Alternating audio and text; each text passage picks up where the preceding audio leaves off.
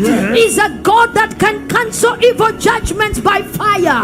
They said Hezekiah would die, but God canceled the death verdict, and he was added 15 more years.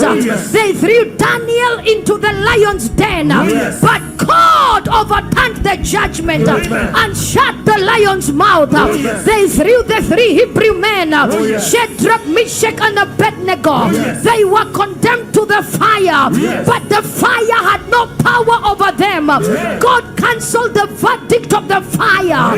Listen to me. Haman signed a death decree against the Jews, but God overturned it and turned their mourning into dancing. The woman that was caught in adultery was sentenced to be stoned, but Jesus canceled the verdict with one word of mercy. Joseph was locked in prison, but God overturned the judgment and lifted him to the palace. Lazarus was sealed in the grave for 4 days, but Jesus cancelled the verdict of death and called him out alive.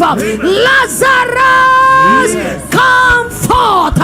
Israel was marked for destruction in the wilderness, but mercy spoke louder than the judgment, and the judgment was reversed. Jonah was swallowed by a fish, but God cancelled the verdict of death and brought him out on a dry ground.